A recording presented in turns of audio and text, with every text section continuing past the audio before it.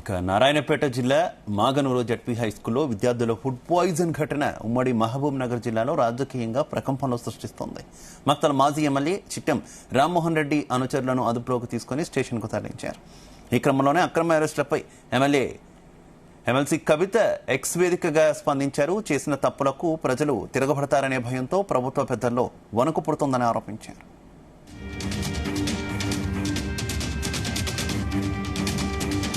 వరుస food poison ఘటనపై VRS నేతలు ప్రశ్నిస్తారని, ప్రజలతో కలిసి ఉద్యమిస్తారనే భయంతో తెల్లవారుజామునే కాంగ్రెస్ సర్కార్ అక్రమ అరెస్టులకు తెరలేపిందని ఫైరయ్యారు.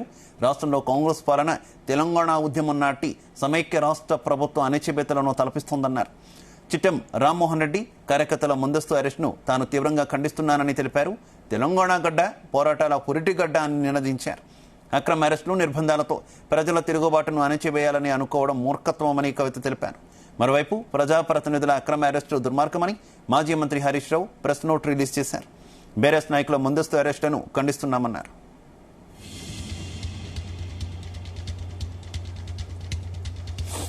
రైట్, ఇదే విషయానికి సంబంధించి మరింత సమాచారం మా బ్యూరో చీఫ్ నరేందర్ అందిస్తారు. నరేందర్. రైట్ శివ, ప్రభుత్వ హాస్టల్స్ అదేవిధంగా గురుకుల హాస్టల్స్ లో పెద్ద ఎత్తున మనరం ఉద్యోగాలు వస్తున్నాయంటూ కూడా పెద్ద ఎత్తున బీఆర్ఎస్ పార్టీ ఆరోపణ చేస్తుంది. నిన్న కేటీఆర్ కూడా పెద్ద ఎత్తున ధ్వజమెత్తారు.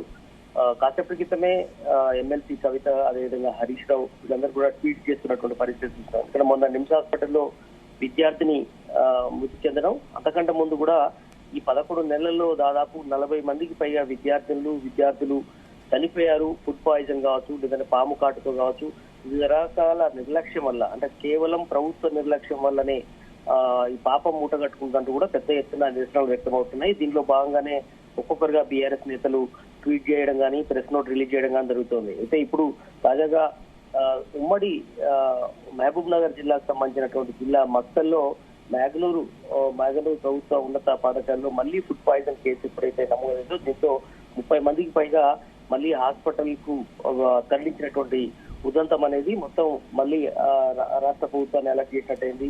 పెద్ద ఎత్తున మళ్లీ ప్రభుత్వ నిర్లక్ష్యాన్ని, ముఖ్యంగా ప్రభుత్వ హాస్టల్స్ నిర్వహిస్తున్నటువంటి అధికారులు కావచ్చు, ముఖ్యంగా దానికి సంబంధించినటువంటి హాస్టల్ వార్డెన్లు కావచ్చు, వీళ్ళ నిర్లక్ష్యం వల్ల ముఖ్యంగా విద్యార్థులు పెద్ద ఎత్తున ఫుడ్ పాయిజన్ గురవుతున్నారు. దీనికి పెద్ద ఎత్తున నిరసన వ్యక్తమవుతుంది. దీనిలో భాగంగానే కాసేపటి క్రితమే కవిత కూడా పెద్ద ఎత్తున ట్వీట్ చేస్తూ అన్ని అంశాలు కూడా ప్రస్తావన చేయడం జరిగింది. ఇంత నిర్లక్ష్యంగా ప్రభుత్వం ఉంటే ఎట్లా అని కూడా ఆమె ఉంది. అందుకే చిట్టం రామ్మోహన్ రెడ్డి బీఆర్ఎస్ కి సంబంధించినటువంటి మాజీ ఎమ్మెల్యే, ఆయన అరెస్ట్ కూడా తీవ్రంగా ఖండించారు. కవితతో పాటు హరీష్ రావు కూడా ఖండించినటువంటి పరిస్థితి. ప్రతిపక్షాల గొంతు నొక్కడం కాదు, ముందు రేవంత్ రెడ్డి నువ్వు ఆసుపత్రి పాలైనటువంటి విద్యార్థులకు మెరుగైనటువంటి వైద్యం అందించాలి, ఇట్లాంటి మళ్ళొకసారి పునరావృతం కాకుండా చూడాల్సిన అవసరం ఉందంటూ కూడా కవిత ట్వీట్ చేసినటువంటి పరిస్థితి మనం చూస్తున్నాం. పాఠశాలను సందర్శించడానికి తీరిక లేదా నీకు అంటూ కూడా ముఖ్యమంత్రిని ఉద్దేశించి ఎక్కుపెడుతున్నటువంటి పరిస్థితి చూస్తున్నాం. ఎందుకంటే ఢిల్లీకి ఇప్పటికే డిప్యూటీ సీఎం వెళ్ళారు, మంత్రులు కూడా చాలా మంది అక్కడే ఉన్నారు. కాంగ్రెస్ పార్టీకి సంబంధించినటువంటి అధిష్టానాన్ని కలుస్తున్నారు. వాళ్ళ అవసరాల కోసం, వివిధ రకాల పనుల కోసం వెళ్తున్నారు తప్ప విద్యార్థుల శ్రేయస్సు దృష్టిలో పెట్టుకోవట్లేదంటూ కూడా ఆమె ట్వీట్ లో పేర్కొంటున్నటువంటి పరిస్థితి చూస్తున్నాం. ఎందుకంటే వరుస ఫుడ్ పాయిజన్ అనేది చాలా ఆవేదనను గురి చేస్తుంది. భవిష్యత్తులో ఎంతో ఉన్నత స్థితికి వెళ్లాల్సినటువంటి విద్యార్థులు ఈ రోజు మధ్యలోనే ఇట్లా చనిపోవడం అనేది చాలా దుర్మార్గం అంటూ కూడా దీన్ని ఖండిస్తున్నటువంటి పరిస్థితి మనం చూస్తున్నాం. ప్రజాప్రతినిధుల అక్రమ అరెస్ట్ అనేది దుర్మార్గం అని కూడా హరీష్ రావు చెప్పడం జరుగుతుంది. ఎందుకంటే ఈ జరిగినటువంటి ఘటన ఏదైతే ఉందో మళ్ళీ మరోసారి మాగనూరులో జడ్పీ పాఠశాలను సందర్శించడానికి జరిగినటువంటి ఘటనను ఉద్దేశించి మాజీ ఎమ్మెల్యేలు కావచ్చు, లేదంటే లోకల్ ఉన్నటువంటి లీడర్లందరూ కూడా ముందస్తుగా అక్కడ నిరసన కార్యక్రమాలు చేస్తారనే ఉద్దేశంతో చిట్టం రామ్మోహన్ రెడ్డిని అరెస్ట్ చేయడం జరిగిందంటూ కూడా ఆమెతో పాటు హరీష్ రావు కూడా చెప్పడం జరిగింది. ఖచ్చితంగా ఇది ప్రభుత్వ నిర్లక్ష్యంతో జరిగినటువంటి హత్యలుగానే మేము చూస్తామంటూ కూడా బీఆర్ఎస్ పార్టీ చెప్తోంది. ఎందుకంటే నిజం మంచి ఫుడ్ పెట్టుంటే ఈ విద్యార్థులు మంచిగా చదువుకునే వాళ్ళు, ఆరోగ్యంగా ఉండేవాళ్ళు. నిజంగా మీరు కలుషితమైనటువంటి ఫుడ్, సరైనటువంటి వాటర్ లేకపోవడం, వాష్రూమ్స్ సరిగా లేకపోవడం, ఫుడ్ పాయిజన్ కావడం వల్ల విద్యార్థులు ఈ రకంగా చనిపోవాల్సిన పరిస్థితి ఏర్పడుతున్నట్టు కూడా బీఆర్ఎస్ ఆరోపణ చేస్తుంది. దీని మీద పెద్ద ఎత్తున నిరసన కార్యక్రమాలు కూడా చేయాలని బీఆర్ఎస్ పార్టీ పిలుపునిచ్చింది. ఇప్పటికే హాస్టళ్ల సందర్శన కూడా పిలుపునిచ్చింది.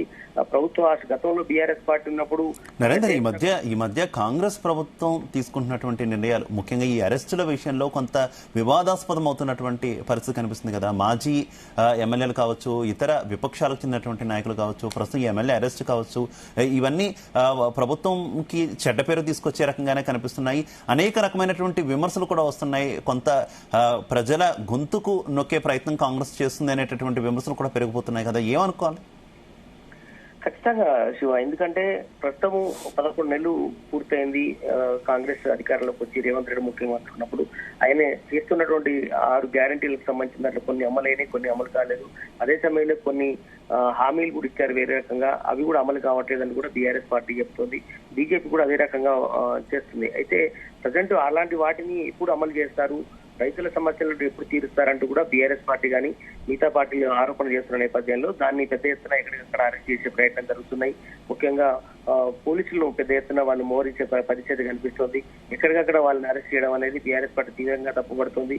రీసెంట్ గా మనం చూసాం, ఫార్మసిటీ రిలేటెడ్ దాంట్లో పెద్ద ఎత్తున ఉమ్మడి మహబూబ్నగర్ జిల్లా వికారాబాద్ లో జరిగినట్లు లగచర్ల ఘటనలో కూడా పెద్ద ఎత్తున లాఠీ చార్జ్ జరిగి గొడవ అయిన తర్వాత కలెక్టర్ ని కొట్టేదాకా వెళ్ళింది. అదేవిధంగా చాలా చోట్ల కూడా ఇలాంటి ఘటనలు జరుగుతున్న నేపథ్యంలో ప్రభుత్వం ఇకనైనా ప్రజాస్వామ్యబద్ధంగా వ్యవహరించాలి. ప్రశ్నిస్తే తప్పే ఉంది. గతంలో మేము కూడా ఇట్లనే వ్యవహరిస్తే మరో రకంగా ఉండేదని కూడా బీఆర్ఎస్ పార్టీ చెప్తోంది. ఖచ్చితంగా స్వేచ్ఛాయుతంగా పాలన కొనసాగించాలి. మీరు ఏదైతే ఎన్నికల ముందు హామీలు ఇచ్చారో ఆ హామీలను మేము గుర్తు చేస్తున్నామే తప్ప ఎక్కడ కూడా మేము దిగట్లేదంటూ కూడా బీఆర్ఎస్ పార్టీ ప్రత్యేకించి చెప్పడం జరుగుతుంది. ప్రధాన ప్రతిపక్ష పార్టీగా ఉన్న నేపథ్యంలో ఖచ్చితంగా మేము ప్రజల తరఫున మేము పోరాడతాం.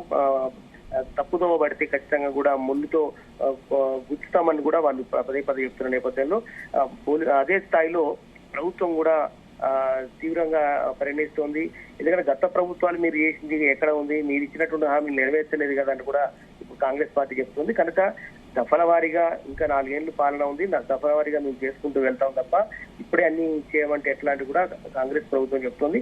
సరే, ఏదైనా కూడా కాంగ్రెస్ ప్రభుత్వం కేవలం 11 నెలలు అయింది, భవిష్యత్తులో మరిన్ని కార్యక్రమాలు చేస్తుంది అనేటువంటి భరోసా అయితే ప్రభుత్వం కల్పిస్తుంది. కానీ బీఆర్ఎస్ పార్టీ మాత్రం ఖచ్చితంగా ఇచ్చినటువంటి హామీలను దృష్టిలో పెట్టుకొని చేయాల్సినందే. ముఖ్యంగా విద్యార్థుల శ్రేయస్ దృష్టిలో పెట్టుకొని ఖచ్చితంగా ప్రయారిటీ రంగాల్ని మాత్రం విద్యా వైద్యాన్ని ప్రత్యేకించి సీరియస్ గా దృష్టి పెట్టాలి.